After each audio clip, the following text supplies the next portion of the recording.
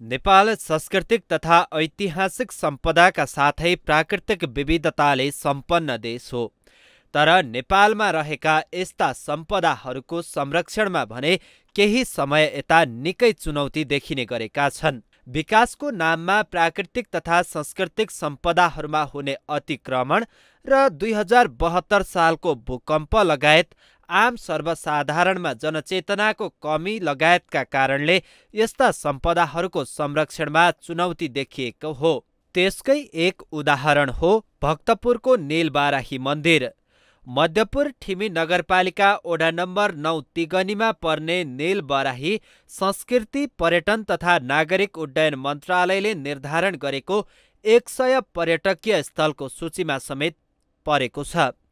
काठमाडौँ उपत्यकामा स्थापित भएका 4 बाराही पीठ मध्येमा एक पर्ने नीलबाराहीको सांस्कृतिक तथा पर्यटकीय महत्त्व पनि निकै छ, जुन अहिले संरक्षणको पर्खाइमा छ।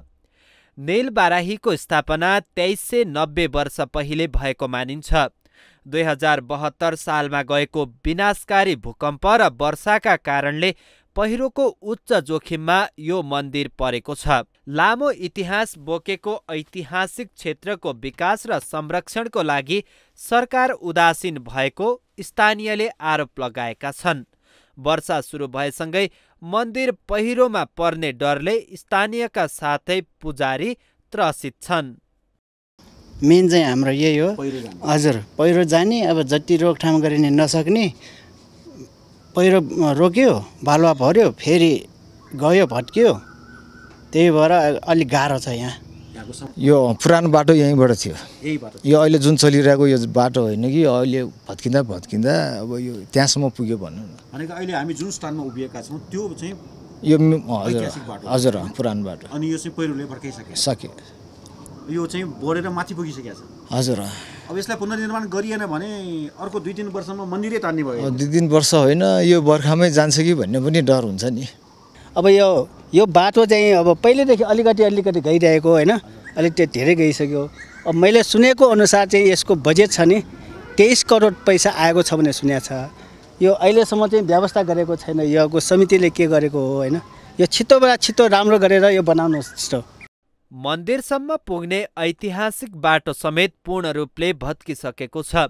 स्थानीय सरकारले भने मन्दिर संरक्षणका लागि आफ्नो तर्फबाट धेरै प्रयासहरू भएको र यो क्षेत्रलाई उच्च प्राथमिकतामा राखेर काम गरिरहेको बताउँदै आएको छ।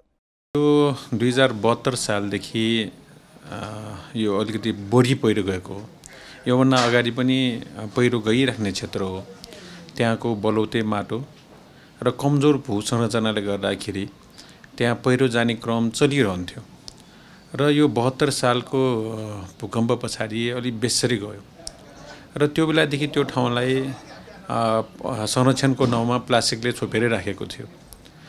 अहिले हामी निर्वाचित भइसकेपछि यो विषयमा हामीले अध्ययन सुरु गर्यौँ। यो माटो जुन कमजोर माटो भएको कारणले गर्दाखेरि कसरी यसरी संरक्षण गर्न सकिन्छ भनेर अध्ययन सुरु गर्यौँ र नगरपालिकाले डिपिआर बनायो। डिपिआर बनाउँदाखेरि हाम्रो इन्जिनियरहरूले, जियोटेक इन्जिनियरहरूले के भन्नुभयो भने यो माटो एकदम सेन्सिटिभ माटो छ।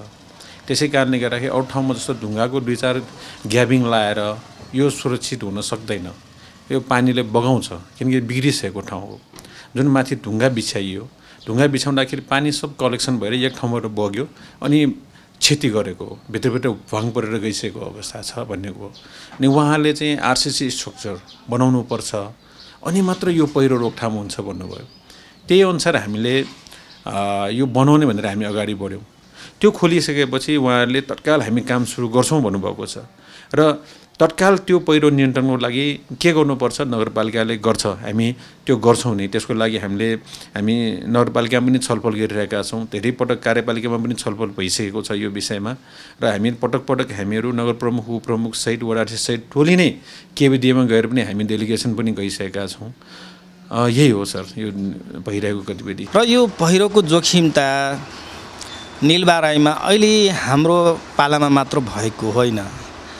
यो धेरै पहिलादेखि नै नीलबाराहीको पहिरो गइराखेको अवस्था छ र विशेष 2072 सालको भूकम्पपछि जुन निलबाराईको जुन अहिले पश्चिमतिरको पहिरो त्यो बेलामा कुलो बनाएको थियो, साइडमा कुलो थियो र त्यो पहिरो जुन भुइँचालोको दिनमा त्यहाँको माटोहरू या भवन भड्किएर कुलो ठुनिएको अवस्था थियो र त्यो बेलामा फेरि जुन बेलामा विपद भुइँचालो मात्र होइन त्यसपछि ठुलो पानी पनि पर्यो र जनताहरू समुदायहरू सबै आफ्नो घरतिर आफ्नो व्यवस्थातिर लाग्यो र हामीले त्यो बेलामा मन्दिरतिरको हेरविचार गर्न सकेन र ठुलो पानीको कारणले बिचमा त्यो पानी ठुनेर कुलो जाँदाखेरि त्यहाँ पहिरो सुरु भयो। सुरु भइसके पश्चात म त्यो बेला पनि नागरिक मञ्चमै थियो। नागरिक मञ्चको म संयोजक भएर र विपद व्यवस्थापनमा पनि मैले त्यो बेलामा एकाइ समिति चलाइराखेको थियो र म अब जनताको लागि कहाँबाट कसरी राहत ल्याउने, हाम्रो भएका घटनाहरू कहाँ चाहिँ जानकारी गर्ने भन्ने कुरा हरेक सङ्घ संस्था, मध्यपुर ठिमी नगरपालिका, रेड क्रस विभिन्न ठाउँमा हामी हारगुहारमै दौडधुप गरे।